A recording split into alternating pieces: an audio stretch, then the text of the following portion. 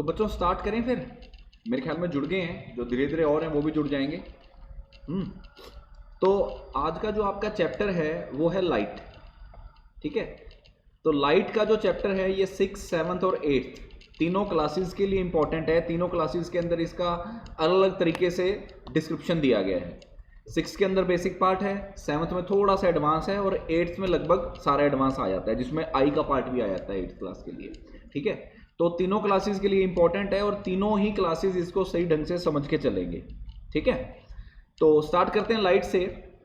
तो अगर मैं आप सबसे पूछता हूं कि व्हाट इज लाइट, लाइट है क्या, तो उसकी एक सिंपल सी डेफिनेशन क्या होगी, कौन बताएगा? अपने अपने कमेंट बॉक्स में लिखो व्हाट इज लाइट, लाइट की क्या डेफिनेशन हो सकती है। ऐसे क्वेश्चन कई बार पूछ लेते हैं कि व्हाट इज लाइट, लाइट है क्या। तो अगर सिंपल वर्ड्स के अंदर मैं बताऊं, पहले तो आप बताओ कि लाइट की सिंपल डेफिनेशन क्या होगी।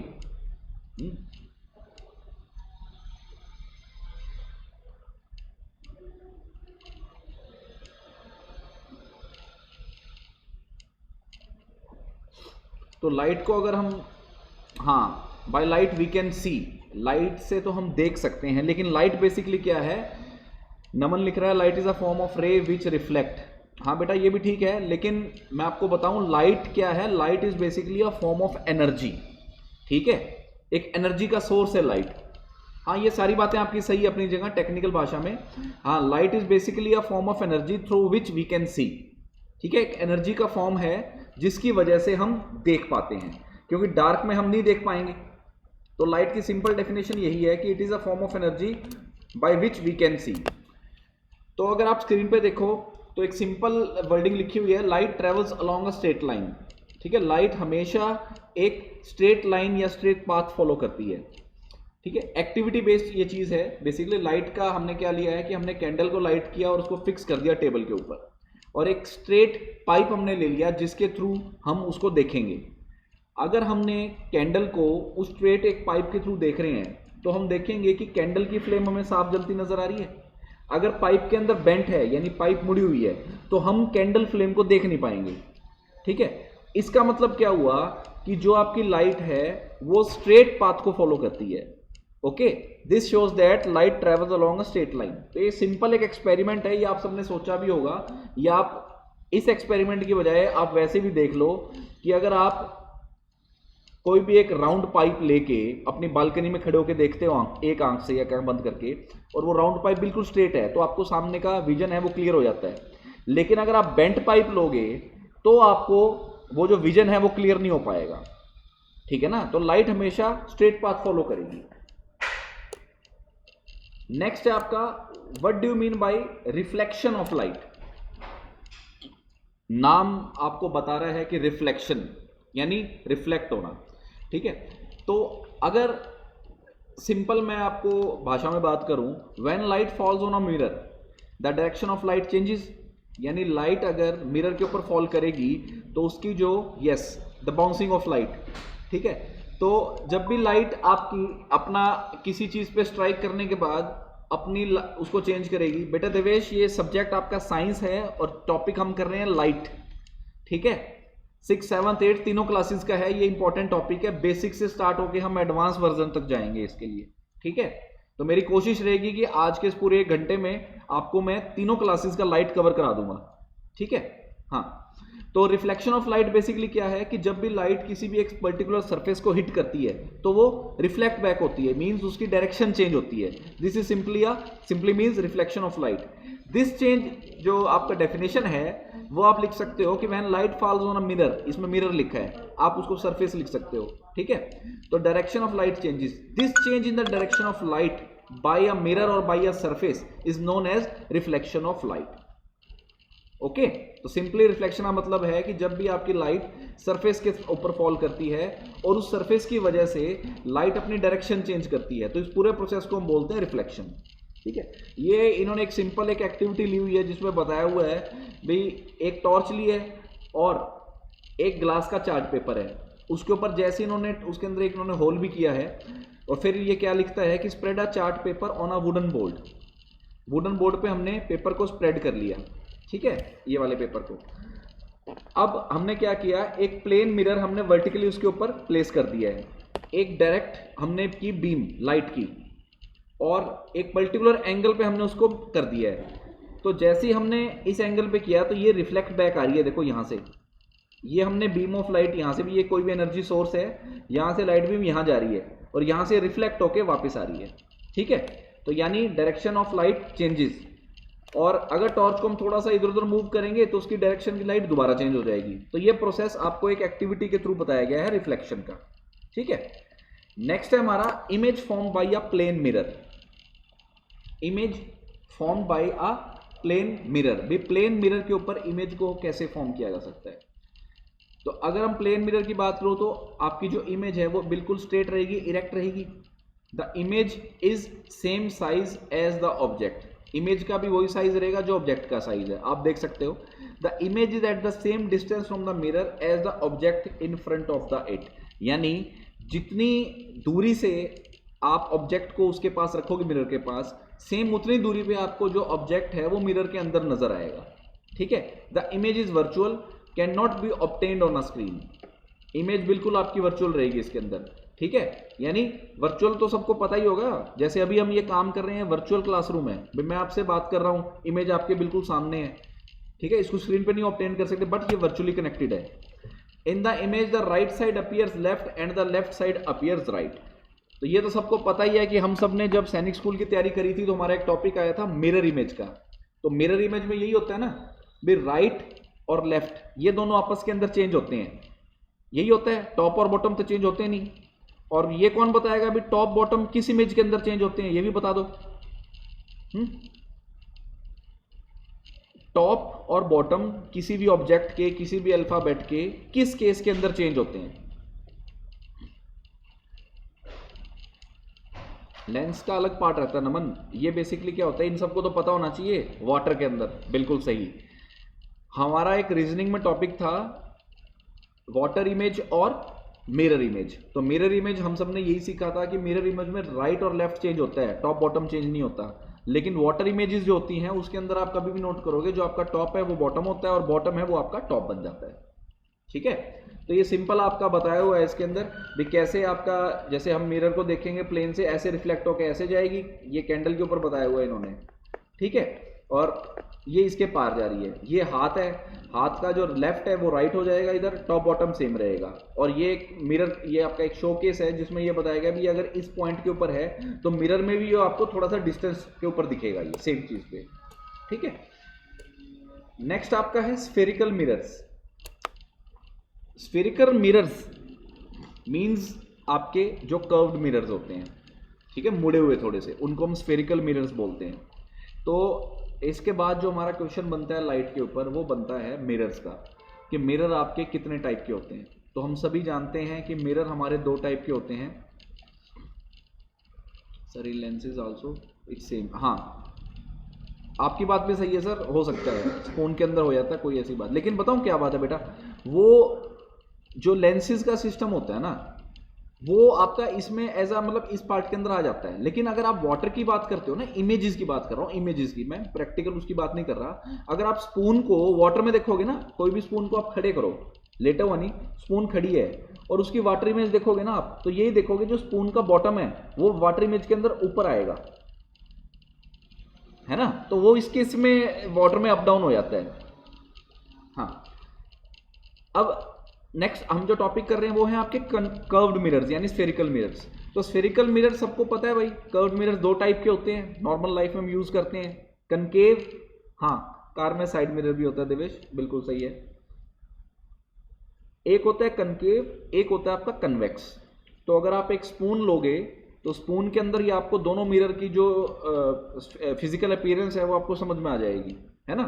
जो अंदर वाली साइड मुड़ा होता है वो तो होता है आपका कनकेव, और जो बाहर वाली साइड कर्व्ड होता है वो होता है आपका कन्वेक्स, ठीक है। और अगर इसको प्रैक्टिकली मैं आपको बात करूं भाई, सॉरी थ्योरेटिकली अगर मैं कहता हूं, if the reflecting is inside the spherical mirror is known as the concave mirror, यानी अगर रिफ्लेक्शन अंदरूनी साइड से है, ठीक है, आप इधर देख सकते हो, ये रहा, ये इन्होंने बनाया हुआ है, ये हो गया आपका आउटर साइड पे कन्वेक्स और इनर साइड पे कनकेव।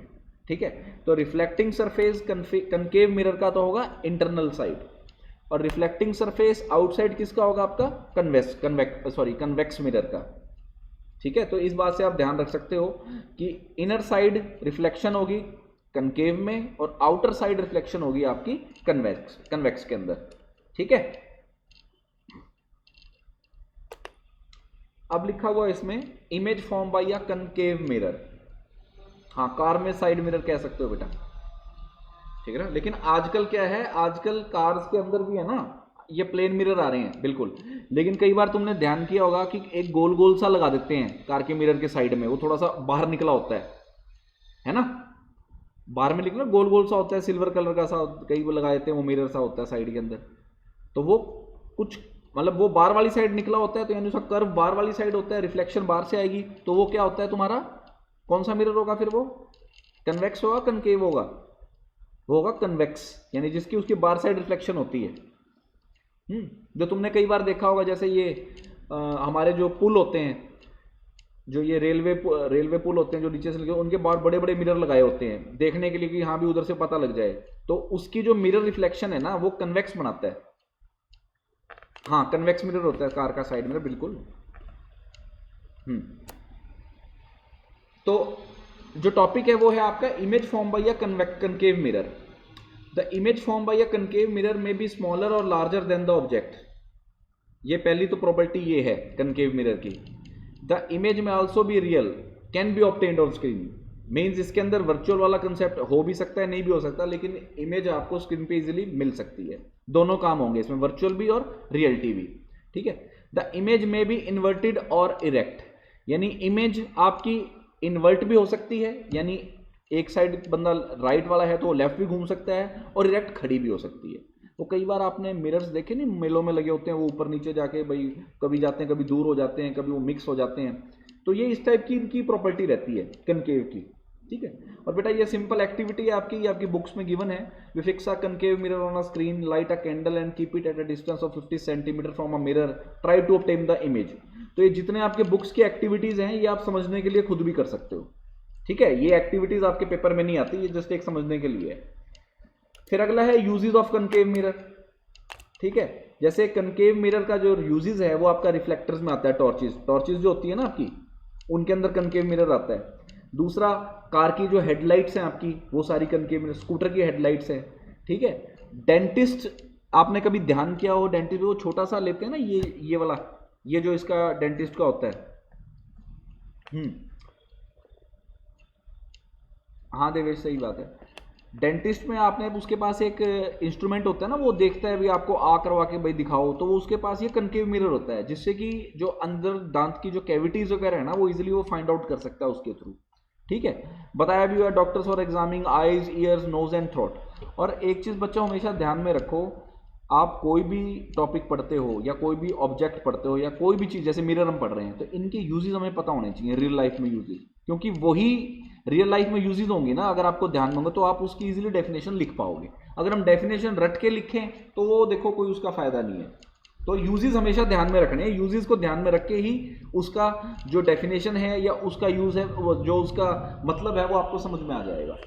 ठीक है, नेक्स्ट है आपका image form by a convex mirror. तो देवेश बात कर ही रहा था भाई, कार का जो साइड मिरर है वो आपका कन्वेक्स मिरर होता है।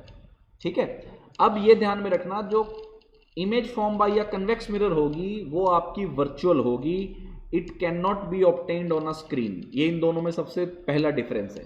उसमें दोनों हो सकती हैं, लेकिन इस केस के अंदर आपकी वर्चुअल होंगी। और ये आपको सबको पता ही है कि कई बार लिखा नहीं होता भाई, जो मिरर के अंदर आपके नीचे ना नोट लिखा होता है, कोई भी आप नया व्हीकल लोगे ना, एक्टिवा लोगे या आप कार लोगे, तो उसमें लिखा होता है भाई ये जो इमेज इसमें आ रही है ना, ये आपकी काफ़ी नज़दीक की इमेज है। यानी एक्चुअल में तो जो ऑब्जेक्ट काफ़ी दूर होता है, लेकिन आपको गाड़ी के साइड में दिखेगा यार ये नज़दीक आ रहा है। हाँ, are closer than they appear, बिल्कुल ये लिखा होता है ना। हाँ, तो ये इसलिए लिखा होता है क्योंकि ये कन्वेक्स मिरर है, और इसके अंदर इमेज जो आएगी आपकी वर्चुअल इमेज आएगी, नॉट द एक्चुअल इमेज, यानी रियल इमेज नहीं आएगी। ठीक है, the image is smaller in size than the object. जो भाई ऑब्जेक्ट तो जैसे गाड़ी है, लेकिन मिरर के अंदर तो वो छोटा ही नजर आएगा। ठीक है, यूजेस सबको पता है, साइड मिरर्स है कार में, स्कूटर्स में। ठीक है, convex mirror has a wider view to help driver to see the traffic behind them. आगे बात समझ में? तो ये आपका कन्वेक्स मिरर का आ गया। आगे आगे आपके lenses are basically of two type, वही मिरर हमने देखे थे जो, the convex lens and the concave lens. Convex lens आपका थिक होता है मिडल के अंदर और थिन होता है एजेस के अंदर। थिक और थिन का सबको पता ही है, मेरे को बताने की जरूरत नहीं है, तो इंग्लिश का पार्ट है तुम्हारा, है ना। A convex lens bends light inwards, so it is called converging lens. अब इसी पॉइंट से आपके दो क्वेश्चन बन जाते हैं भाई। जो मैं आपको क्वेश्चन बता रहा हूं ना वो लिख भी लेना, और बनी तो तुम्हें ध्यान में सबसे बढ़िया है कि convex lens is thick in the middle and thin at the edges. ये कई बार क्वेश्चन पूछ लेते हैं 1 नंबर में, आपके स्कूल में किसी पे आ सकता है प्रैक्टिकली। अगर मैं बात करूं भाई, जो कन्वेक्स लेंस है वो थिक एजेस पे होता है या मिडल में होता है, तो आपको पता होना चाहिए वो थिक होता है मिडल में और थिन होता है एजेस में। और कन्वेक्स लेंस लाइटली इन जो इनवर्ड्स होता है ना उसके अंदर लाइटली बेंड होता है उसके अंदर, तो इसको हम एक और नाम से बोलते हैं कन्वर्जिंग लेंस। तो कोई आपसे ये भी पूछ सकता है भी कन्वर्जिंग लेंस जो होता है वो हम बोलते किसको हैं, what is the which lens is known as converging lens. तो कन्वेक्स लेंस दे सकता है एक ऑप्शन, एक आपका दे सकता है कनकेव लेंस। ऐसे ही कनकेव की बात करता हूं तो thin in the middle and thick at the edges, it is bend light outwards, lightly bend outwards. तो ये सबको पता ही है कि जो कनकेव है वो बाहर वाली साइड बेंड है और जो कन्वेक्स है वो इनसाइड बेंड है, तो इसको हम क्या बोलते हैं, डाइवर्जिंग लेंस। ठीक है, so converging lens is convex lens and diverging lens is concave lens. ठीक है, तो ये आप उसके ऊपर देख सकते हो स्क्रीन के ऊपर जो पिक्चर्स हमने ली हुई हैं कन्वेक्स की और कनकेव की, और एक आप साइड में पिक्चर है वो है बाई कन्वेक्स लेंस। ठीक है, बाई का मतलब क्या होता है, दो, जब दो कन्वेक्स लेंस जुड़े हों। ऐसे बाई कनकेव का मतलब क्या होता है, जब दो कनकेव लेंस जुड़े हों। ठीक है, बाई का मतलब हमेशा दो होता है, ये ध्यान में रखना। ठीक है, आपका फिर है image form by a convex lens. ये आपने सबने पढ़ ही लिया, the image form by a convex may be smaller और लार्जर देन द ऑब्जेक्ट। ठीक है, इमेज मे बी रियल और वर्चुअल। ठीक है, the image may be inverted और एरेक्ट। ठीक है, the image from the convex mirror is virtual and can not be obtained by a screen. और the image, ये थोड़ा सा यार ये गलत हो गया यहाँ पे, ये प्रिंटिंग थोड़ी सी मिस्टेक हो गई है। ठीक है, तो इमेज फॉर्म बाई जो कन्वेक्स मिरर है वो तो वर्चुअली होती है, सबको पता ही है, और जो ऊपर वाला पार्ट है वो कनकेव का है। ठीक है, हाँ बेटा ये सेम पीपीटी में आपको शेयर कर दूंगा। इसमें ये थोड़ा सा देख लेना यार, ये इसमें ना गलत हो गया, कनकेव ऊपर आना था, कन्वेक्स नीचे आना था। ठीक है, बाकी हम सबको पता ही है। Lenses are use in spectacles, microscopes, telescopes and cameras and etcetera. ये लेंसेज के यूज हो गए। ठीक है, नेक्स्ट आपका जो टॉपिक है ये है सनलाइट। ठीक है, लाइट का जो नेचुरल सोर्स है वो तो सबको पता ही है कि वो सनलाइट है। ठीक है, और सनलाइट के अंदर जो मेन चीज़ होती है वो होती है आपकी, जैसे बारिशों के बाद रेनबो का जो पार्ट आता है। रेनबो में सबको पता है ना 7 कलर होते हैं, है ना। तो अब ये कोई पूछता है आपसे सनलाइट वाइट होती है कलर्ड होती है, ये क्वेश्चन आता है, तो हम तो नॉर्मली येलो लिखते हैं, है ना। लेकिन जो रेनबो का अगर लाइट की मैं बात करता हूँ ना उसमें काफ़ी सारे कलर होते हैं। लाइट आपकी 7 कलर से मिली होती है। तो rainbow is usually seen in the sky after rain when the sun is low in the sky. Rainbow के 7 कलर होते हैं, सबको पता ही है, और इसको आप कैसे याद रख सकते हो, VIBGYOR, विबग्योर। ठीक है, violet, indigo, blue, green, yellow, orange and red. और अगर आपकी व्हाइट लाइट किसी भी एक ग्लास प्रिज्म से, जैसे इन्होंने एक्सपेरिमेंट बताया हो ना ये वाला, किसी भी ग्लास प्रिज्म के थ्रू जाएगी ना तो उसकी जो आउटपुट आएगी वो आपकी 7 लाइटें आएंगी। और 7 लाइटें कौन सी आएंगी, violet, indigo, blue, green, yellow, orange and red. Initially तो वाइट होती है, लेकिन वाइट जैसे ही एक प्रिज्म के थ्रू पार जाएगी तो वो 7 लाइट्स में कन्वर्ट हो जाती है। ठीक है, ये आपकी एक सिंपल एक्टिविटी है, mixing the rainbow colour produces white light. अगर आप 7 के 7 कलर्स को मिक्स कर दोगे प्रैक्टिकली तो आपकी वो व्हाइट में कन्वर्ट हो जाएगा। ठीक है, तो अब थोड़ा सा अपना ब्रॉडर टॉपिक आता है कि अभी तक तो हमने बेसिक पढ़ा है, ठीक है, जो 6th-7th क्लास के बच्चे हैं दोनों ही यूज कर सकते हैं। लेकिन अभी क्या है, ये पार्ट आपका 7th और 8th दोनों के लिए, ठीक है ना। वो बेसिक पार्ट था 6th का, अब 7th और 8th है, यानी 6th-7th का हमारा उस टॉपिक में कवर हो चुका है। इतनी नॉलेज 6th-7th के बच्चों को होनी चाहिए, और 8th के बच्चों को बाय डिफॉल्ट वो चीज हमने रिवाइज करा दी है। अब हमारा टॉपिक शुरू होता है स्पेशली 7th और 8th के लिए, लेकिन 6th क्लास के बच्चे भी इसको देखेंगे क्योंकि ये मैंने बनाया है तीनों के लिए। सर ट्रायंगल शेप मिरर की जरूरी है क्या? नहीं, ट्रायंगल शेप मिरर नहीं बेटा, वो प्रिज्म होता है, वो प्रिज्म बोलते हैं उसको, मिरर नहीं होता, वो कांच का ही होता है। लेकिन वो एक एक्सपेरिमेंटल व्यू के लिए हम उसको यूज करते हैं कि अगर व्हाइट लाइट उसके थ्रू पास करेंगे तो हमें 7 कलर नजर आएंगे रेनबो के, ठीक है। अभी हम ये टॉपिक शुरू कर रहे हैं लाइट का।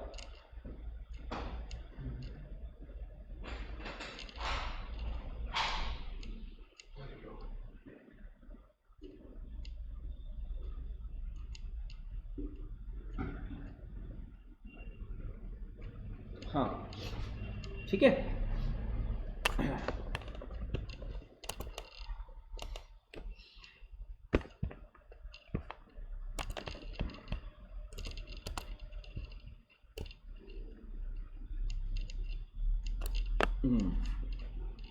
इसको मैं थोड़ा बच्चों ब्रॉडर पार्ट पे ले लेता हूँ, ठीक है। आई थिंक सबको क्लियर है, बड़ा पार्ट है, ठीक है। तो अपने पास जो पॉइंट है वो है व्हाट मेक थिंग्स विजिबल, ठीक है। ये सबको डेफिनेशन पता है बेटा कि light helps us to see the objects, we can not see objects in the dark, okay. An object become visible when light is emitted और reflected by it reaches our eyes, ठीक है। ये तो part हमने पढ़ ही लिया, और ये बेसिकली बताया हुआ है आपका पार्ट एक कि ये तुम्हारी आंख है, ये लाइट है, ये इसका सेल है, ये एक डायग्राम बनाया हुआ है, ठीक है। तो इसका मतलब यही है कि जब भी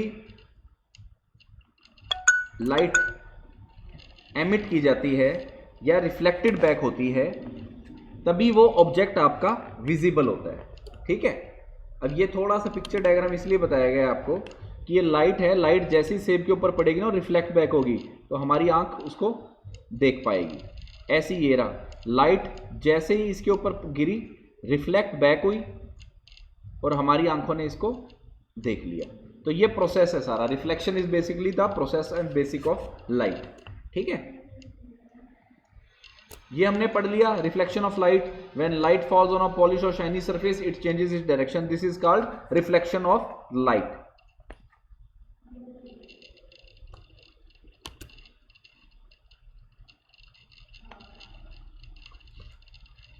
ठीक है। अब जो इसमें पार्ट आता है आपका एंगल ऑफ इंसिडेंस और एंगल ऑफ रिफ्लेक्शन। हमें बेसिकली जो समझना है जहां से क्वेश्चन पुट अप होंगे, अब जो चीज चेंज हो रही है वो क्या हो रही है कि इसके हम थोड़ा सा ना मैथमेटिकली पार्ट के अंदर जा रहे हैं। जैसे अभी हम समझेंगे एंगल ऑफ इंसिडेंस और एंगल ऑफ रिफ्लेक्शन बेसिकली क्या है, ठीक है। अब तुम ये देखो कि ये हमारी टॉर्च है, ये यहां गिरी इस सरफेस के ऊपर और ये हो गया आपका रिफ्लेक्ट बैक, और इन बिटवीन हमने क्या किया, जो रिफ्लेक्शन बनी ना इसका हमने एक बीच में एक सेंटर ले लिया, ये वाला ये सेंटर है, ठीक। अब यहां पे एक तो बन गया ये एंगल और एक बन गया आपका ये एंगल, ये दो एंगल बने, ठीक है। तो जो ये आपका इनिशियल जो एंगल बना यानी स्टार्टिंग में जब लाइट इस सरफेस के ऊपर गिरी, ये आपका एक नॉर्मल है, यानी इन बिटवीन जो सेंटर लाइन इसको नॉर्मल बोल देते हैं। तो ये वाला जो आपका पार्ट बना जो स्टार्टिंग का, जब लाइट इंसिडेंट हुई है सरफेस के ऊपर, इसको बोलते हैं एंगल ऑफ इंसिडेंस, ओके। और रिफ्लेक्ट होने के बाद जब लाइट इधर गई तो इसको हम क्या बोलते हैं, एंगल ऑफ रिफ्लेक्शन। इसको कई बार हम ये ऐसे थीटा आई भी बोल देते हैं और इसको हम बोल देते हैं कई बार थीटा आर, ये आगे 9, 10th या +1 +2 के अंदर ये नोटेशन ली जाती हैं, ठीक है। अभी आप सिंपल ये याद रख सकते हो कि angle of incidence and angle of reflection, ये दोनों एंगल बिल्कुल इक्वल एंगल्स होते हैं, ठीक है ना। अब जैसे ये वाला डायग्राम यहाँ बनाया हुआ है, तो अगर आप यहाँ पे एक बीच में नॉर्मल डालोगे ना, तो ये हो गया आपका एंगल ऑफ इंसिडेंस और ये हो गया आपका एंगल ऑफ रिफ्लेक्शन, ठीक है, ओके।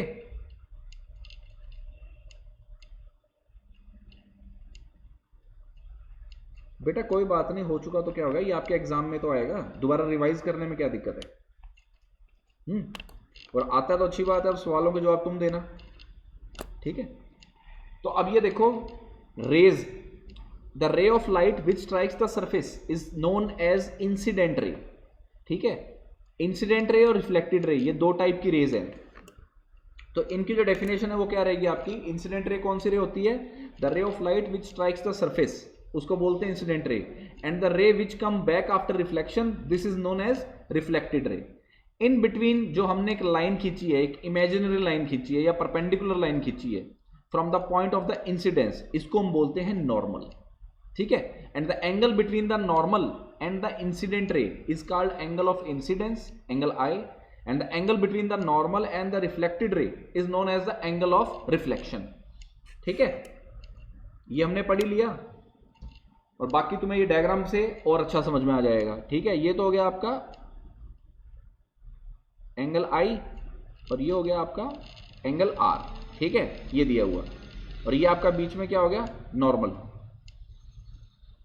ठीक। ये आपका सरफेस है, मिरर लगा लो या सरफेस लगा लो, ओके।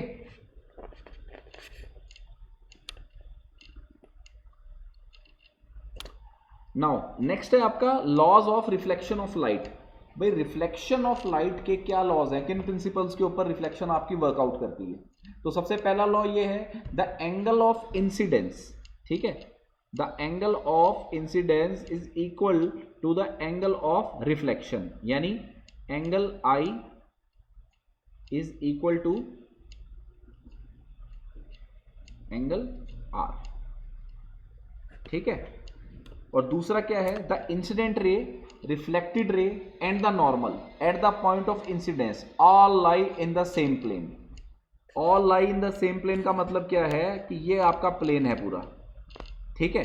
तो एंगल ऑफ इंसिडेंस यानी ये वाला, ठीक है, और ये कौन बना रहा है, आपकी इंसिडेंट रे बना रही है, नॉर्मल और जो रिफ्लेक्टेड रे है, ये सारे के सारे इन एक ही प्लेन के ऊपर लाई करेंगे। इन सब का जो प्लेन है ना, ये रहा, ये एक ही है, ठीक है, इंसिडेंट रे का, नॉर्मल का और रिफ्लेक्टेड रे का, ठीक है। तो अभी तक किसी को कोई डाउट हो तो वो बताओ। बेटा एग्जाम में कुछ भी आ सकता है, ठीक है, डायग्राम बनाना आएगा नहीं, डायग्राम के बेस पे तो समझोगे। अब तुम्हें यही पता नहीं होगा कि लाइट फॉल किस पे करी और रिफ्लेक्ट कैसे करेगी, ठीक है, उसका कौन सा एंगल होगा, वहां पूछेंगे तुमसे एक्यूट और तुम बताओगे ऑब्ट्यूज, है ना। तो इसलिए हमें डायग्राम के मीडियम से समझना होता है, वहां पर कुछ भी पूछ सकते हैं। एपीएस का एग्जाम है, वहां पर तो पिक्चर रिप्रेजेंटेशन आती है जीके की, लेकिन वो तो चलो मान के चलो उसका अंश का है, ठीक है। लेकिन गुरुकुल का जो एग्जाम होता है ना, उसके अंदर थ्योरेटिकल आएगा। और सबको मैं एक ही बात कहूंगा, अपनी राइटिंग के ऊपर ध्यान रखना भाई, राइटिंग बहुत सुंदर होनी चाहिए। अगर कोई डायग्राम बाई चांस आ भी जाता है तो उसको इजीली बनाओ और एक्सप्लेन करो, ठीक है ना, लेकिन राइटिंग अच्छी रखनी है अपनी सभी को, ठीक है। तो ये आ गया समझ में। ये देखो, ये हमने एक्सपेरिमेंट कर ही रखा है, इसमें अगर ये दिख रहा है तो यहां से ये आपकी जो सरफेस है ये ऐसा हो गया, यहाँ से लाइट आ रही है और यहाँ से रिफ्लेक्ट हो रही है, ये मान के चलो ये हो गया हमारा नॉर्मल। तो ये एंगल ऑफ इंसिडेंस है और ये है एंगल ऑफ रिफ्लेक्शन, ठीक है।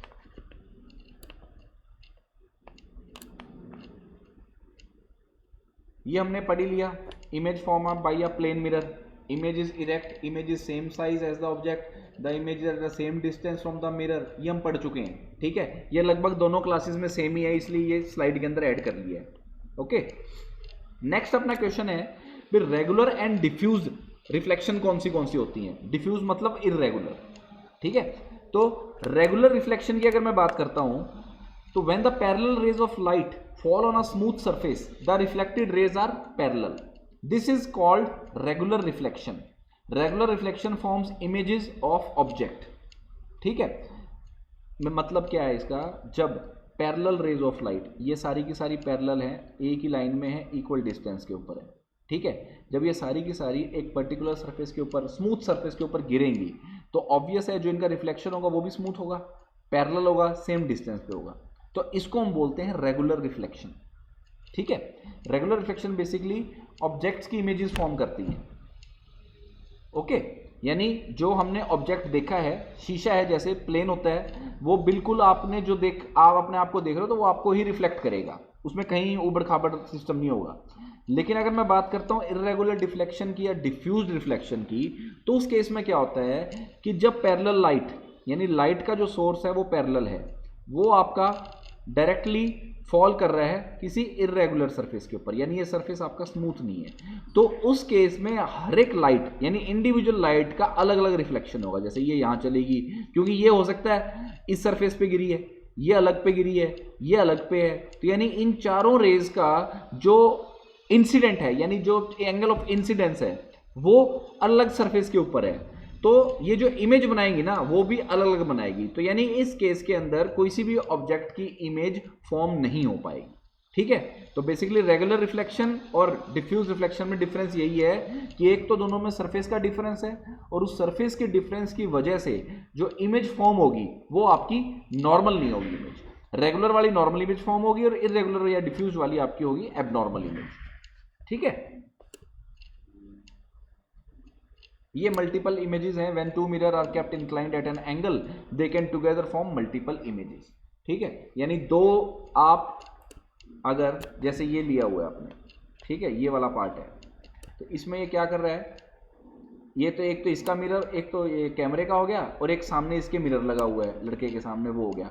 तो ये मल्टीपल इमेजेस फॉर्म कर रहा है, यहाँ भी कर रहा है, ये इसके पीछे भी कर रहा है, ठीक है, इसके बैक साइड भी हो रही है। ऐसे ये देख लो, ठीक है, ये सामने है तो ये इसके ऑपोजिट साइड मिरर है और इधर भी मिरर है, तो दोनों साइड ये काफ़ी सारी मल्टीपल इमेजेस फॉर्म कर रहा है, ठीक है।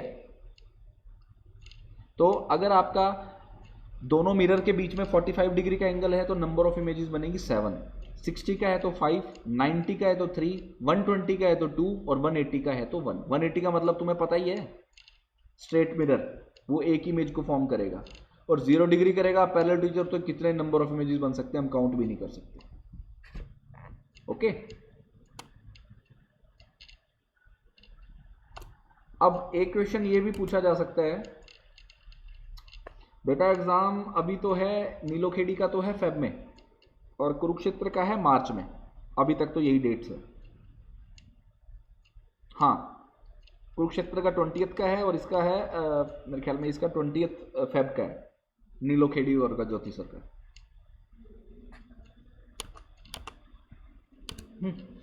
नेक्स्ट है आपका क्लेडोस्कोप। भी क्लेडोस्कोप बेसिकली होता क्या है, ये जो इमेज बनाई हुई है इसके ऊपर, ये बचपन के अंदर देखते थे यार, गुब्बारे वाला लेके आता था, ठीक है, ये ट्रायंगल सा, तो इसमें क्या होता था, मल्टीपल इमेजेस आपको दिखती थी, अगर एक साइड से देखोगे ना तो मल्टीपल इमेजेस दिखेंगी, ठीक है। तो क्लेडोस्कोप बेसिकली ये डिवाइस होती है जिसको हम मल्टीपल इमेजेस देखने के लिए यूज़ करते हैं।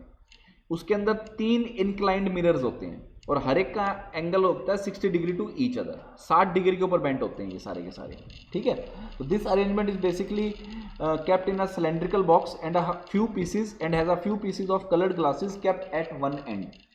एक एंड के ऊपर इसके जो कलर्ड ग्लासेस होते हैं ना वो रखे होते हैं। तो we can see beautiful pattern and design due to multiple images formed by the mirror. अब तुम अगर इसके इस साइड से देखोगे ना, ये वाला जो पार्ट है और फिर दूसरे वाला कि दोनों में की साइड, तो तुम्हें इस टाइप का जो इमेजेस है ना वो फॉर्म होता नजर आएगा। ऐसा भी दिख सकता है, ऐसा भी, ऐसा भी, ऐसा भी, ठीक है। तो इसमें 3 मिरर्स होते हैं, दो जो आपस के अंदर 60 डिग्री अपार्ट होते हैं, ठीक है। तो जैसे ही तुम विजन करोगे, यानी तुम उसको आंखों से देखोगे ना, तुम्हें मल्टीपल पैटर्न नजर आएंगे।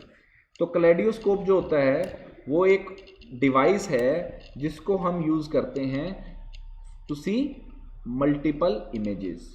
तो ये 3 इंक्लाइन मिरर यूज करता है at an angle of 60 degree to each other. और इसके क्या होता है बेसिकली, ये एक सिलेंड्रिकल बॉक्स के अंदर पैटर्न बना होता है जिसके अंदर कुछ पीसेस लगे होते हैं कलर्ड ग्लासेस के एक छोर से, यानी एक एंड के ऊपर। ठीक है, नेक्स्ट है आपका डिस्पर्शन ऑफ लाइट। ये आपका इंपॉर्टेंट टॉपिक है थोड़ा, इस पे क्वेश्चन आते होते हैं। ये तो हम सबको पता है, अभी सनलाइट है या वाइट लाइट है, ये मिक्सचर ऑफ 7 कलर्स है।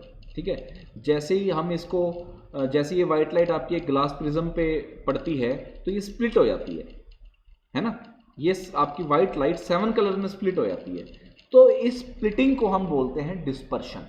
ठीक है, when beam of sunlight is pass through a glass prism it is split up into 7 rainbow colour and the whole process is known as the dispersion of light. ठीक है, तो rainbow is basically caused due to dispersion of sunlight by water drops in the atmosphere. ठीक है, तो dispersion आपको समझ में आया नहीं आया? ये बहुत इंपॉर्टेंट टॉपिक है भाई, इसकी डेफिनेशन कई बार डायरेक्ट पूछ लेते हैं, what do you mean by dispersion, give an example. तो dispersion is basically a splitting of up of light in different colours.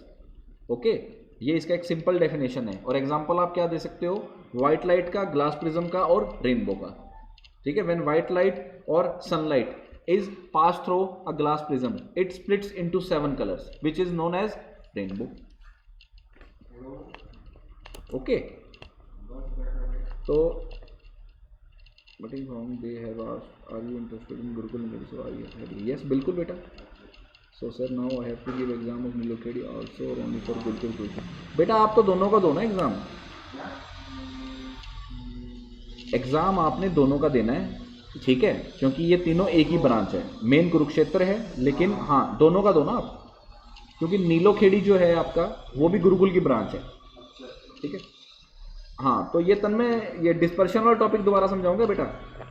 Syllabus इनका सेम है बेटा, सिलेबस वही है, सिलेबस में कोई फर्क नहीं है, आप वहाँ से डाउनलोड भी कर सकते हो। ये सिलेबस सबका सेम है, नीलोखेड़ी का और गुरुकुल का।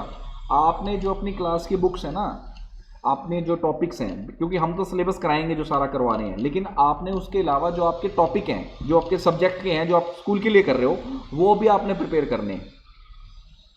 हाँ, दोनों का एग्जाम दो बेटा, एग्जाम देने में क्या है, जो फॉर्म भर दिया दोनों का दो एग्जाम। ठीक है, हाँ, तो डिस्पर्शन सबको समझ में आ गया ना। Dispersion is basically the splitting up of the light. Okay, split करना लाइट को डिस्पर्शन होता है इनटू डिफरेंट कलर्स। वो व्हाइट कलर का, व्हाइट लाइट का केस है, तो करके वो डिफरेंट कलर्स के अंदर स्प्लिट हो जाती है, नहीं तो कोई और लाइट होगी तो वो किसी और कलर में स्प्लिट होगी। तो dispersion is just splitting of light. ठीक है, अब आपका एक और इंपॉर्टेंट टॉपिक है ह्यूमन आई। ठीक है, ये ह्यूमन आई का टॉपिक है, ये वैसे तो बायोलॉजी का पार्ट है, लेकिन कोई बात नहीं, मैं अपनी तरफ से कवर कर देता हूं, इसमें कोई इश्यू नहीं है। तो ह्यूमन आई यानी हमारी आंखें, तो इसके जो इंपॉर्टेंट पार्ट्स हैं उसकी मैं पूरी डिस्क्रिप्शन में बता दूंगा, बाकी आप लिख सकते हो। जो इंपॉर्टेंट पार्ट है जो दिखने का, विजन का होता है, वो होता है इरिस, कॉर्निया, कंजक्टाइवा, प्यूपिल और लेंस। सबको पता ही है, हमारी आंखों में भी लेंस होता है ना। फिर suspensory ligament, ciliary muscle, sclera, retina, fovea and the optic nerve, ये आपका नर्वस सिस्टम का पार्ट है। ठीक है ना, इसको मैं थोड़ा सा उस पर ले लेता हूं ताकि हम एक एक डेफिनेशन ना इजीली आपको बता पाएंगे। ठीक है, हाँ, तो जो आपका ह्यूमन आई है is basically the sense organ which help us to see the object around us. ये एक सेंस ऑर्गन है जो हमें हेल्प करता है कि हम आसपास की चीजें को देख सकें। जो आई बॉल होती है ये वाली, ठीक है, ये बेसिकली स्फेरिकल इन शेप होती है, सबको पता ही है। Light enters the I through a transparent membrane called cornea. ये जो पार्ट है ना का, ये वाला, मैं एक बार थोड़ा सा रब करके बताता हूं इसको।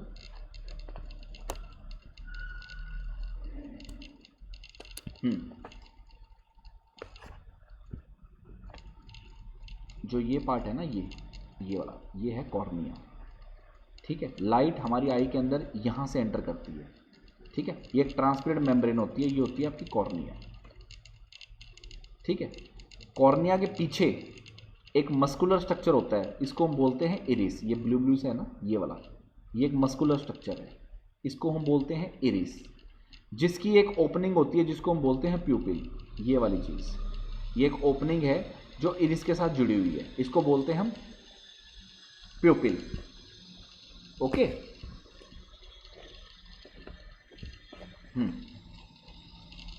The pupil controls the amount of light entering the eye. इस प्यूपिल का मेन काम क्या होता है, जितनी भी लाइट आपकी एंटर हो रही है उसको कंट्रोल करना, ठीक है। और इस प्यूपिल के बैक साइड पे होता है लेंस, ये पूरा आपका लेंस है, ठीक है। ये एक आपका कौन सा लेंस होता है, convex lens, which focuses the image of the object on the retina, ठीक है। ये आपके आगे रेटिना, इसका काम होता है, ये देखो ऐसे बना हुआ है ना, ये रहा, ये ऐसे बना हुआ है ये, ठीक है। तो इसका मेन काम क्या होता है कि ये जो इमेज आपकी, यानी जो लाइट बाहर से आई है, जो आपने ऑब्जेक्ट देखी है, उसकी इमेज को फोकस कर देगा स्क्रीन के ऊपर। स्क्रीन का नाम होता है रेटिना, ठीक है।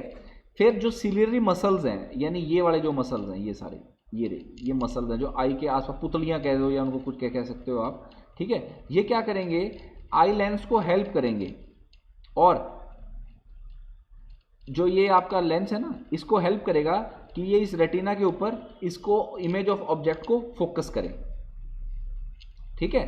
कन्वेक्स लेंस भी फोकस करेगा और ये मसल्स भी आपके फोकस करेंगे। तो रेटिना के अंदर दो टाइप के सेल्स होते हैं, इनको बोलते हैं rods and cones. Rod sensitive होती हैं ब्राइट लाइट कलर्स के, और जो कोन्स होती हैं वो सेंसिटिव होती है डिम लाइट के, तभी हमें डिम लाइट में और ब्राइट लाइट में दोनों में दिखता है। और जो ऑप्टिक नर्व होती है ना, वो सेंसेशंस को कैरी करती है ब्रेन तक, तभी वो हमें पिक्चर पूरी क्लियर कर पाती है। यानी पूरा पूरा जो आपका सिस्टम है ना, वो आपका नर्व्स, इस ऑप्टिक नर्व्स के थ्रू चलता है, ठीक है। तो इसके मेन पार्ट हैं, यही लगभग पूछे जाते हैं, ठीक है, कि भाई इरिस का क्या काम है, what do you mean bye cornea, ठीक है, और कैसे इमेज है वो आपकी फॉर्म होती है विद द हेल्प ऑफ आई। तो सबसे पहले हम सिंपल यही बात समझेंगे कि जो लाइट है ना, सबसे पहले लाइट हमारे एंटर करेगी, किसके थ्रू करेगी, एक ट्रांसपेरेंट मेम्ब्रेन है जिसको हम बोलते हैं कॉर्निया, ठीक है। याद रखो, स्टेप बाय स्टेप समझो। ये पहला स्टेप है, आपका light enters through cornea. Second step है आपका इरिस, ठीक है। इरिस और प्यूपिल ये दोनों आपस में जुड़े हुए हैं। प्यूपिल क्या करेगा, लाइट को कंट्रोल करेगा जितनी एंटर कर गई है आई के अंदर। प्यूपिल के बिहाइंड लेंस है, लेंस का हमेशा काम रहेगा फोकस करना, ये ध्यान रखना। कभी भी आपसे पूछा जाए भाई लेंस का क्या काम होता है, लेंस क्या करता है, फोकस करता है। कन्वेक्स लेंस है, फोकस करेगा इमेज के ऑब्जेक्ट को, किसके ऊपर, रेटिना के ऊपर, रेटिना आपका डिस्प्ले करेगा। सिलियरली मसल्स का भी यही काम है, ये लेकिन आई लेंस की हेल्प करता है to focus the image of the object to the retina.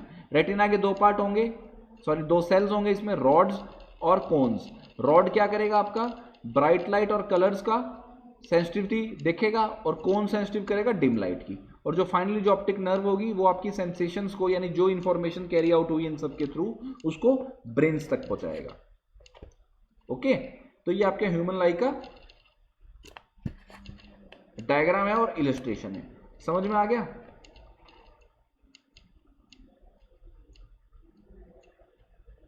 आ गया बेटा समझ में आई का पार्ट? इसको आप खुद है ना, आप खुद बना के देखना, और जो जो चीजें मैंने समझाई है उनको याद करना, तब तुम्हें क्लियर होगा। ठीक है। नेक्स्ट है आपका डिफेक्ट्स ऑफ विजन। आई के क्या डिफेक्ट्स हो सकते हैं, ये हम सबको पता ही है। कैटरैक्ट सबसे पहला तो, ठीक है, ये ओल्ड एज में होता है, मोतिया कह देते हैं जिसको। ठीक है। अब इनमें दो चार फैक्ट्स हैं। पहला फैक्ट ये, normal human eye can see nearby as well as distance object near about 25 centimetre. हम मिनिमम डिस्टेंस जो देख सकते हैं कम से कम, वो हमारा 25 सेंटीमीटर का डिस्टेंस है जो हम क्लियरली देख सकते हैं। ठीक है। कुछ पर्सन्स हैं वो नियर बाई ऑब्जेक्ट्स क्लियरली देख पाते हैं लेकिन दूर की नहीं देख पाते, और कुछ पर्सन्स क्या होते हैं, दूर के ऑब्जेक्ट तो इजीली देख पाएंगे लेकिन पास की नहीं देख पाएंगे। तो ये सारे जो डिफेक्ट्स हैं ना, ये सूटेबल लेंस लगाने की वजह से करेक्ट किए जा सकते हैं। ओल्ड एज के अंदर यानी बुढ़ापे के अंदर क्या होता है कि हम कई बार, आपके दादा या दादी होंगे तो वो कई बार चीज़ें साफ नहीं देख पाते और वो धुंधली सी पिक्चर हो जाती है उनके आगे, तो इस डिफेक्ट को बोलते हैं कैटरैक्ट। और इस कैटरेक्ट को रिमूव करने के लिए या करेक्ट करने के लिए, रिमूव तो नहीं होता है बेसिकली, ये करेक्ट किया जाता है। और हमारा जो आई लेंस है ना, इसको हम रिमूव करके एक आर्टिफिशियल लेंस लगाते हैं, ठीक है, जिससे कि जो विजन है ना वो क्लाउड की बजाय सही बने, ठीक है। ये मायोपिया है, ठीक है। ये देखो ये हाइपरोपिया है। तो डिफरेंट टाइप्स ऑफ ये डिजीजेज हैं जो आईज की देखभाल ना करने से हो जाते हैं, ठीक है। हमें आंखों का देखभाल रखना चाहिए, तो उसके लिए क्या क्या पॉइंट्स हैं? If there is any problem to the eyes, have a checkup and use suitable spectacles if advised. Too little and too much light is bad for the eyes. काफ़ी कम और काफ़ी ज़्यादा, हम नॉर्मली स्क्रीन के ऊपर रहते हैं, फ़ोन देखते हैं, तो आंखों के अंदर पानी निकलना शुरू हो जाता है, ठीक है। तो वो चीज़ें भी डिफेक्ट होती हैं आइज़ की, और आने वाले टाइम में आई साइट आपकी कमज़ोर करती हैं। सन को बहुत ही मतलब देर तक मत देखो, और डायरेक्टली मत देखो, कभी नहीं देखना चाहिए। डस्ट पार्टिकल अगर आई के अंदर एंटर कर जाते हैं तो हमें आई को मसलना नहीं होता, हमें क्या करना है, ठंडे पानी से उसके छींटे मारने होते हैं, ठीक है। Always read at a normal distance. Normal distance यानी किताब को नॉर्मल डिस्टेंस के हिसाब से देखो, पढ़ो, जिससे कि आंखें आपकी बची रहें। Do not read by keeping the book too close to the eyes और keeping it too far. Deficiency of vitamin A causes night blindness, so take food rich in vitamin A. अब ये बता दो भाई, ये आखिरी क्वेश्चन है आपका, विटामिन ए रिच फूड्स कौन से हैं, ठीक है। विटामिन ए रिच फूड कौन से हैं भाई?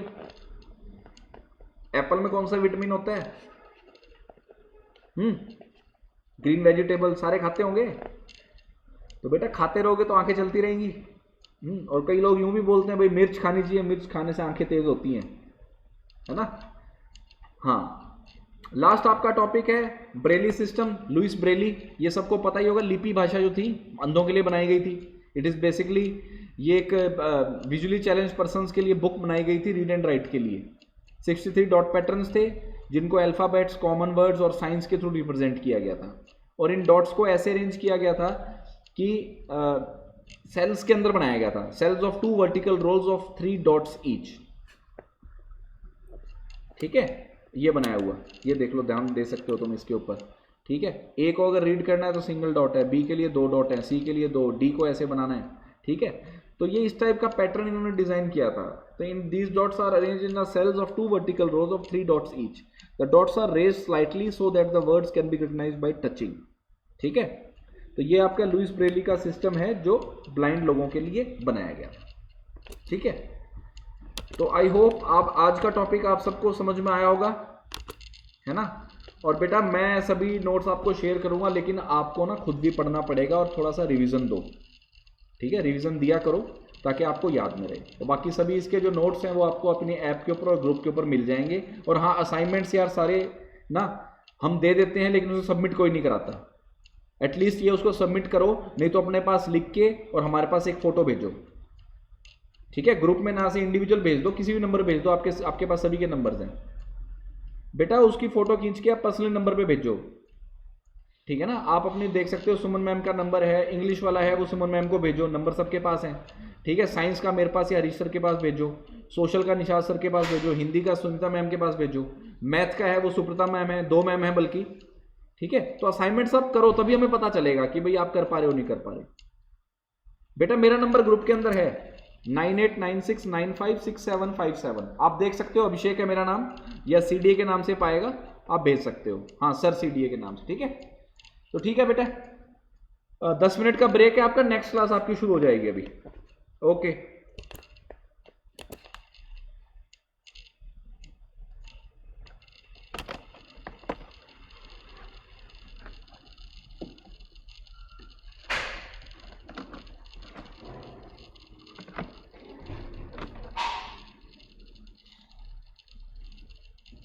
हाँ जी सर।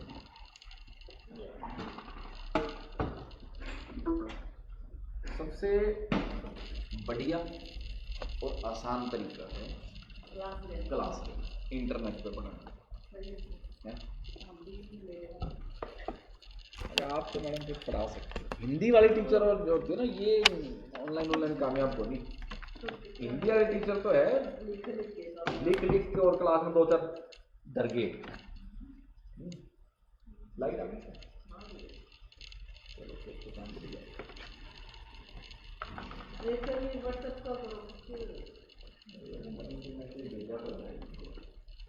इसीलिए पापा को फोन किया इसके लिए मैसेज भेज देता है दोबारा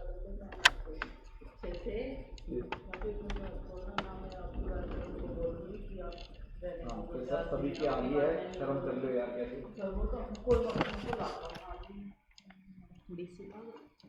बड़का भर लियो, बस सीधी बात है। भर लेना आप तो यार कैसे खाते हैं और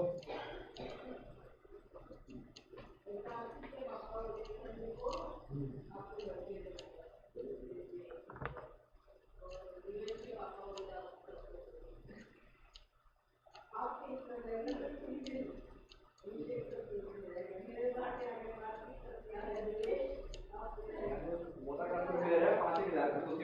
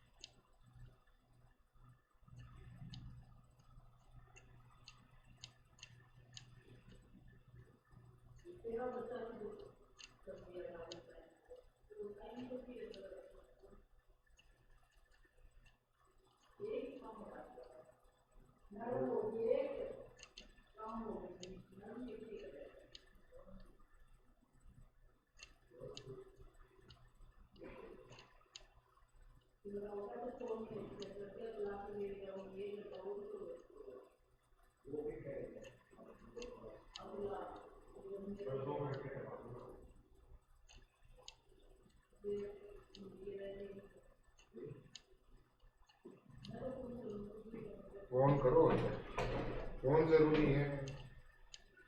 कोई आवे ना का तो रे चार बड़का कोई सारे यूथ हो बैठे रहेंगे हैं। बच्चे जोड़ने पर ज्यादा जोर होना चाहिए ना। ये 4 बच्चे हैं, इन्हें पर जिन्हें तो अपन सुननी पड़े हैं।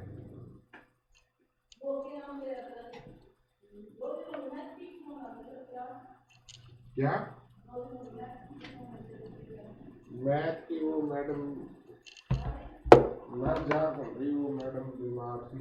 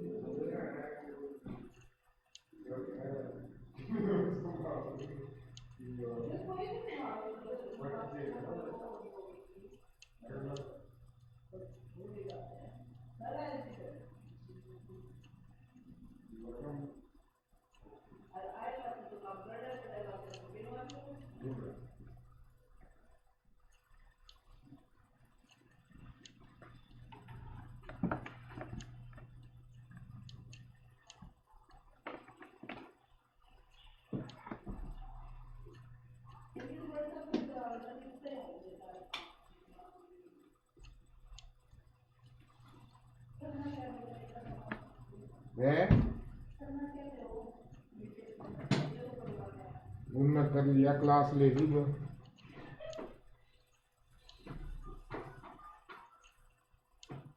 बीमार हो जाएंगे। हरी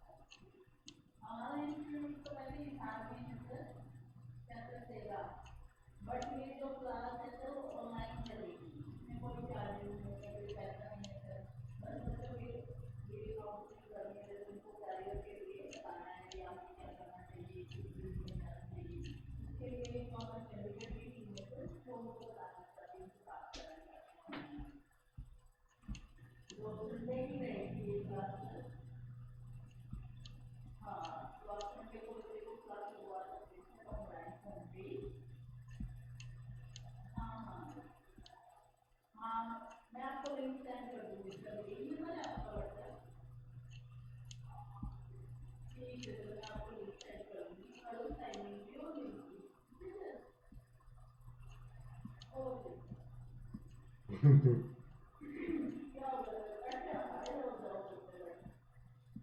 से खून बढ़ता है ना, मैं आपका खून बढ़ा रहा हूँ।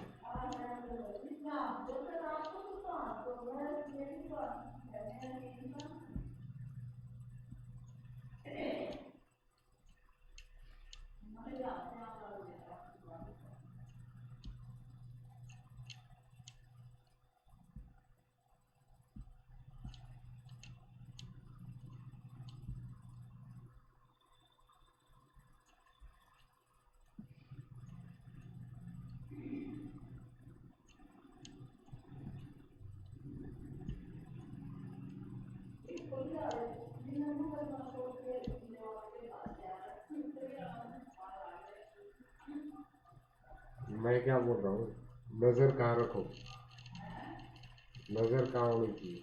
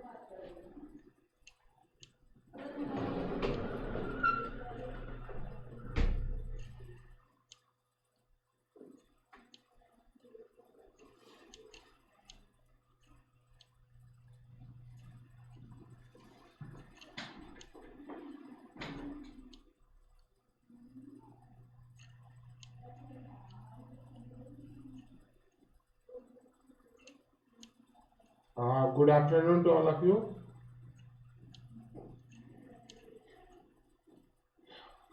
Good afternoon, Himanshu. Good afternoon, Karthik.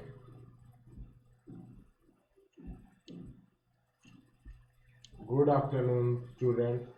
Tanmay, very good afternoon. Okay, good afternoon, Ansh. Okay, student. I think we have to start our class. Good afternoon, Naman.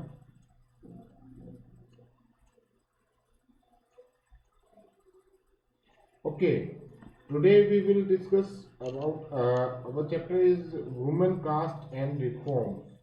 ठीक है, वुमेन्स के साथ में क्या क्या इश्यूज आए थे प्रीवियस, और उनके साथ में क्या क्या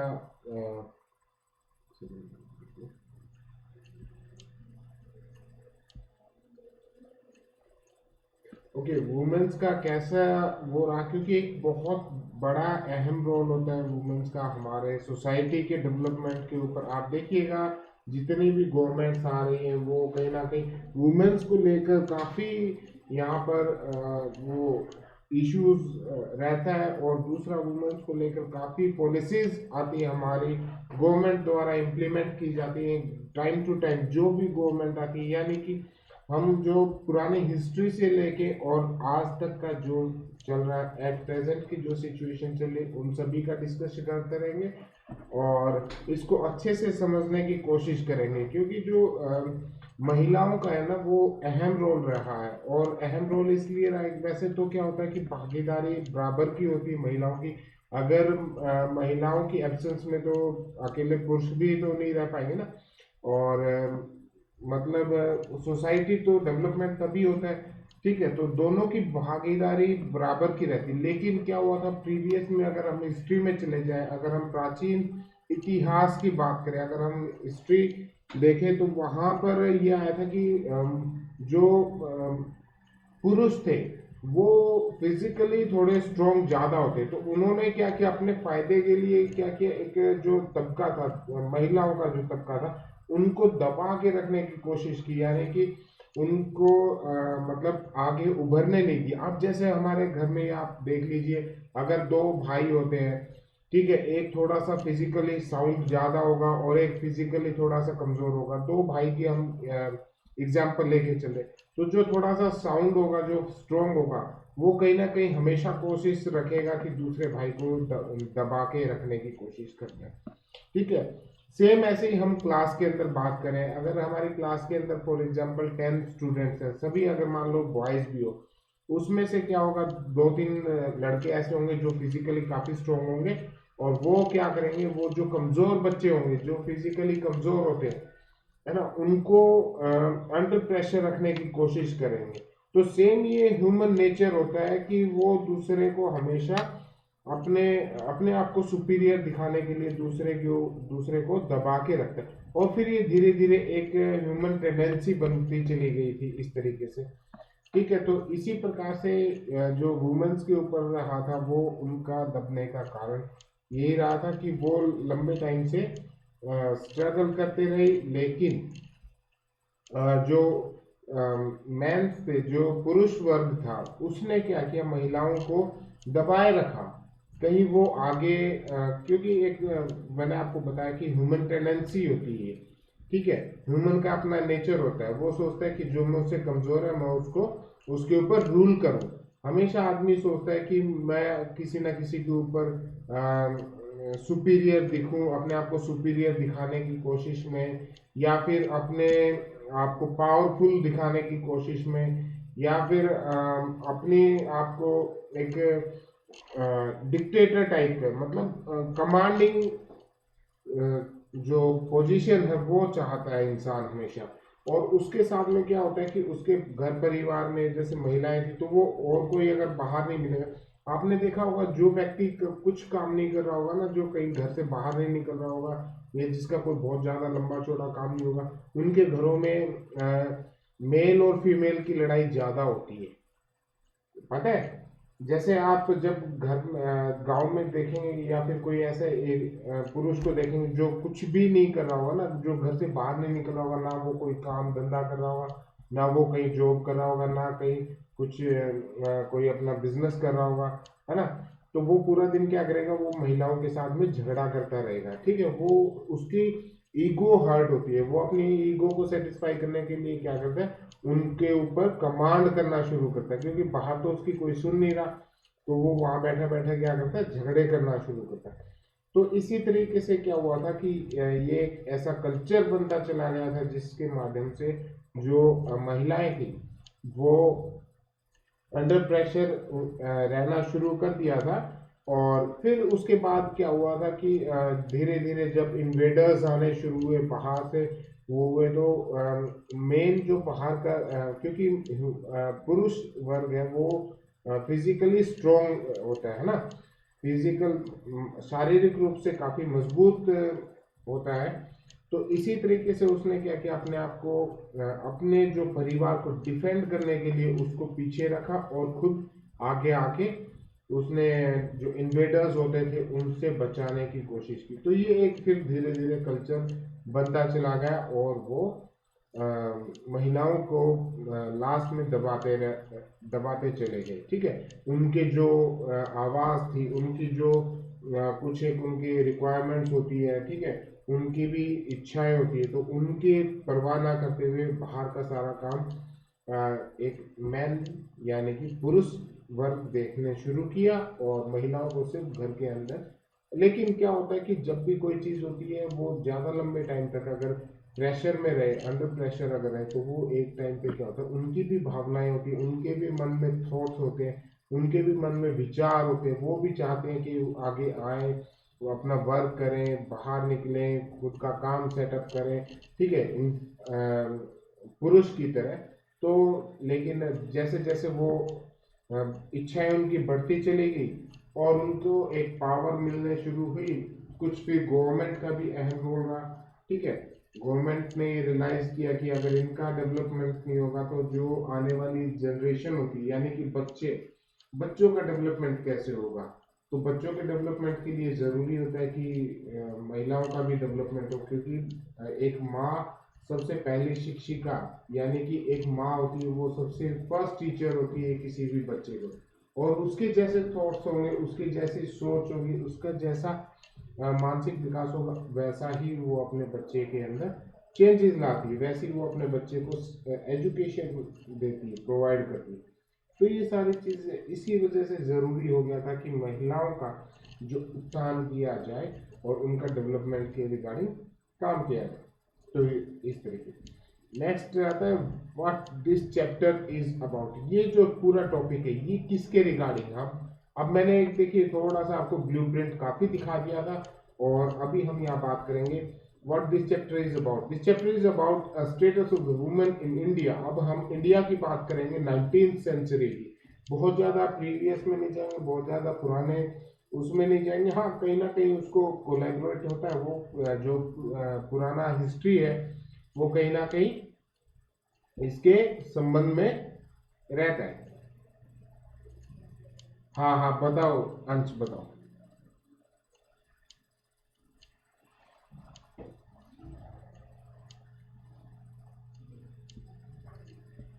अंश, कोई क्वेश्चन आपका?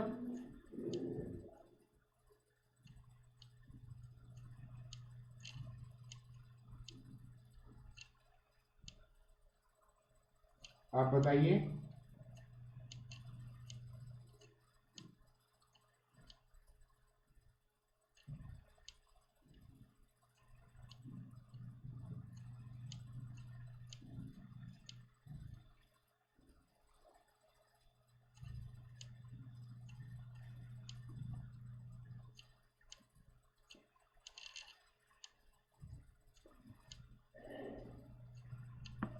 हाँ लिखो, बताओ बच्चे, क्या आपका कोई डाउट है तो वो बताइए।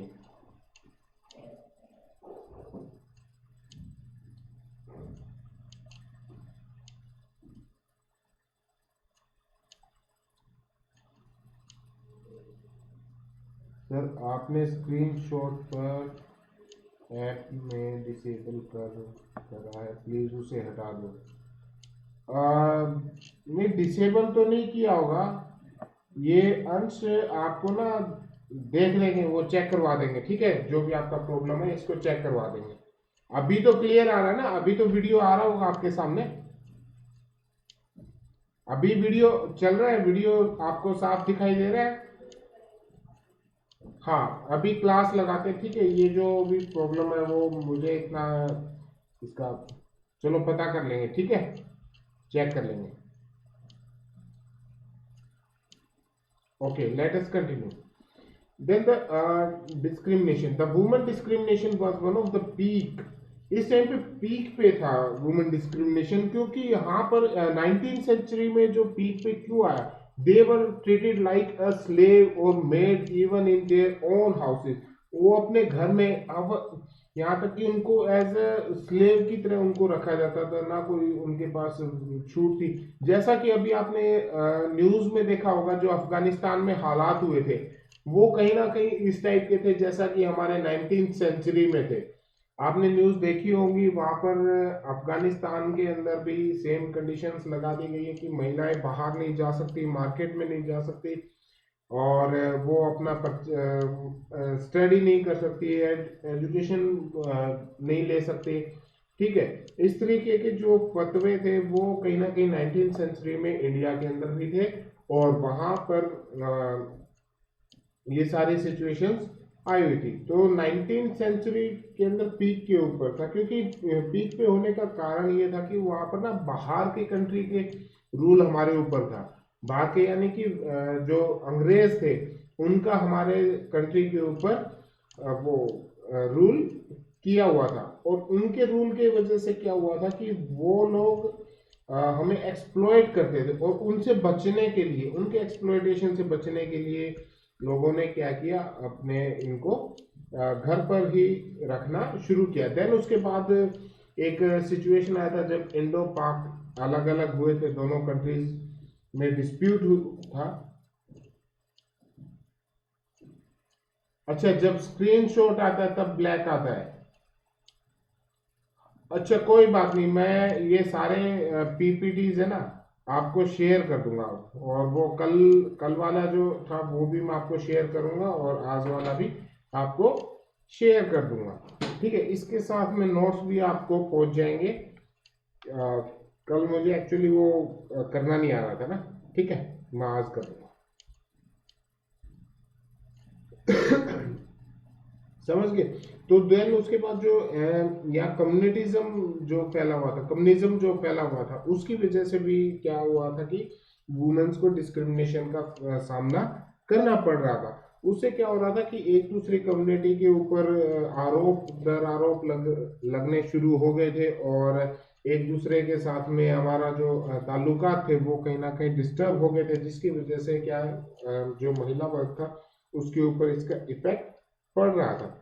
तो ये चीज़ें थी जिसकी वजह से क्या हुआ कि वुमेन्स को डिस्क्रिमिनेशन का सामना करना पड़ा। Apart from the women discrimination, there were many other wrong traditions were followed. Some of them are mentioned as earlier. महिलाओं के ऊपर अत्याचार के अलावा बहुत सारे ऐसे जो हमारे ट्रेडिशनल उनमें जो प्रैक्टिसेस चल रही थी जिसकी वजह से महिलाओं को ये सारी सिचुएशन फेस करनी पड़ रही थी। तो वो क्या क्या थी? एक थी जैसे सती प्रथा। मैंने आपको बताया था सती प्रथा के रिगार्डिंग में आपको पहले भी बता चुका हूँ कि सती प्रथा में क्या वो होता था, किस टाइप की प्रैक्टिस थी। एक बार दोबारा, क्योंकि यहाँ पर उनको महिला जिसकी एक बार शादी हो जाती थी, जिसका एक बार जो मैरिड हो जाती थी, तो उसको ये समझा जाता था कि वो अपने जो हस्बैंड है उसके साथ में ही उसको जाना चाहिए, मतलब दुनिया उसके साथ में ही उसने छोड़नी चाहिए। तो ये बहुत ही बुरी सिचुएशन थी। इंडिया में एक बहुत बड़ा ट्रेंड ये चला हुआ था। और कहाँ से चला था इसका, ये काफ़ी जो इन्वेडर्स वगैरह आए थे उस टाइम से ये सिस्टम चलता आ रहा था। क्योंकि बीच में क्या हुआ था कि उन महिलाओं को इस तरीके से छोड़ दिया गया था, मतलब जिसके हस्बैंड डाई हो जाते थे, एक्सपायर हो जाते थे, तो वो घर से उनको निकाल दिया जाता था, ठीक है, और उनको मतलब इतना बुरा जीवन व्यतीत करना पड़ रहा था। और उसके बाद से ये सती प्रथा ट्रेंडिंग में आ गई थी। Then next है the male domination and the caste discrimination based on type of work they do in the society. Male domination और कास्ट डोमिनेशन, ये दोनों के दोनों हमारी सोसाइटी के अंदर बहुत ज़्यादा ये फैला हुआ था, जिसमें मेल डोमिनेशन हर मेल पुरुष ये चाहता था कि वो डरता कहीं मेरी गद्दी ना छिन जाए, कहीं मेरे जो अधिकार है, कहीं मेरे जो पावर वो उसको ना माना जाए, है ना। तो ये चीज़ें उसकी वजह से क्या हुआ कि वो कहीं ना कहीं अपने महिलाओं के ऊपर रेगुलर बेसिस के ऊपर अत्याचार किए जाते। तो उस टाइम पे क्या होता था कि बहुत ज़्यादा सुनवाई नहीं होती थी, कोई महिला आयोग वगैरह इतने एक्टिव नहीं थे, जिसका खामियाजा यहाँ लेडीज को भुगतना पड़ रहा था। और दूसरा कि कास्ट डिस्क्रिमिनेशन, आज के टाइम में बहुत सारे एक्ट ऐसे बन चुके हैं, बहुत सारे, अगर किसी महिला के प्रति कोई भी अत्याचार होता है तो जो हमारी इंडिया लेवल का ही नहीं वर्ल्ड लेवल की भी कई ऐसी सोसाइटीज बनी हुई है जो इसको सपोर्ट करती है। जैसे अभी अफगानिस्तान का हम अगर एग्जांपल उठाएं तो वहाँ पर भी सेम सिचुएशन है। वहाँ पर क्या हो रहा है कि जो अफगानी महिलाओं के साथ में अगर अत्याचार हो रहा तो कहीं ना कहीं जो यूएनओ वगैरह उसमें इन्वॉल्व होने की कोशिश करता है, लेकिन क्या अगर वो यूएनओ की बातचीत नहीं मानता है तो, और महिलाओं के लिए इतना सख्त रवैया अगर अपनाएगा तो यूएनओ क्या करेगा, उसको बाइकआउट कर देगा, उस एक कंट्री को अपने उससे ग्रुप से बाहर कर देता है। और अगर ऐसी सिचुएशन आती है तो उस पर्टिकुलर कंट्री को काफ़ी आर्थिक नुकसान उठाना पड़ता है। उसकी जो ये होती है, जो फाइनेंशियल पावर होती है वो रोक दी जाती है WHO द्वारा, सॉरी ये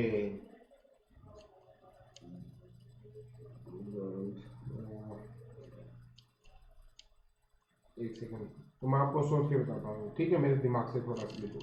तो उसके द्वारा क्या होता है, वर्ल्ड बैंक द्वारा, सॉरी, वर्ल्ड बैंक द्वारा क्या होता है कि उसकी जो फाइनेंशियल सपोर्ट है, फाइनेंशियल एड है, वो रोक दी जाती है। और उसके साथ में क्या होता है, जो ट्रेड वगैरह होता है अदर कंट्रीज का, वो भी बंद कर दिया जाता है। इसीलिए क्या होता है कि कोई भी कंट्री उसके खिलाफ नहीं जाना चाहिए।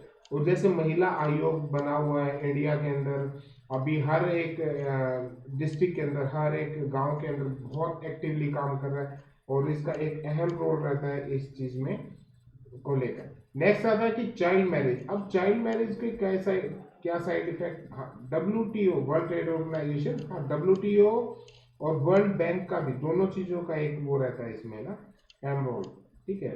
और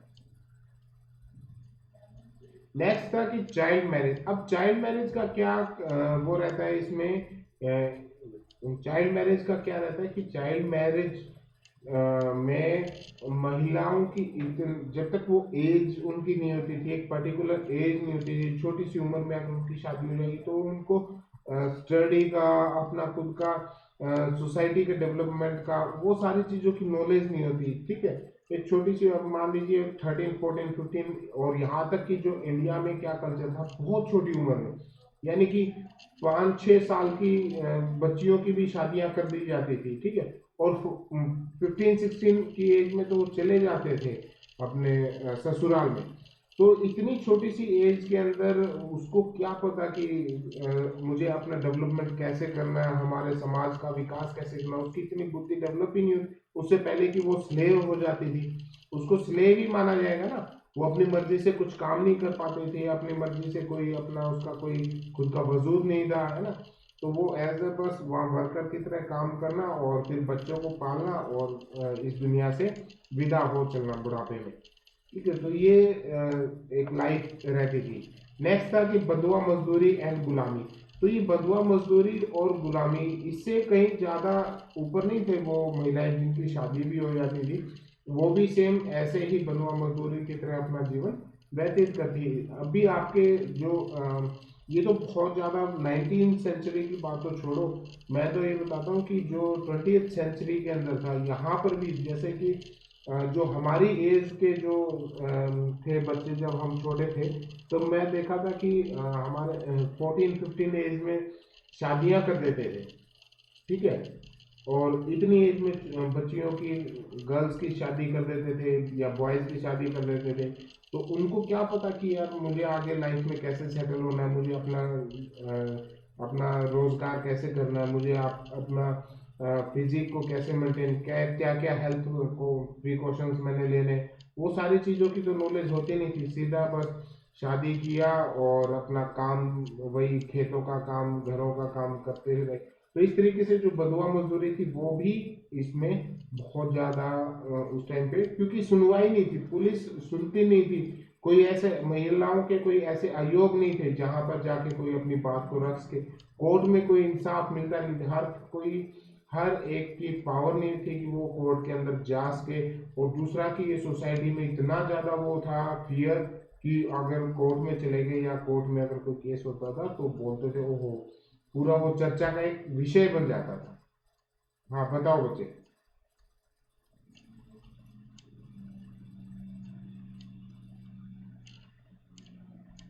हाँ अंश बोलो।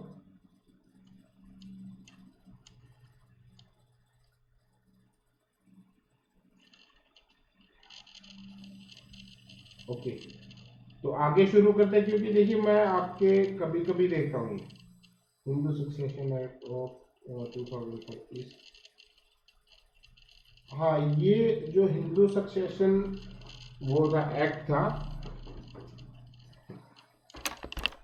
उसका भी मैं आपको बता दूंगा। एक बार मैं ये वाले पॉइंट कवर कर देता हूँ, ठीक है।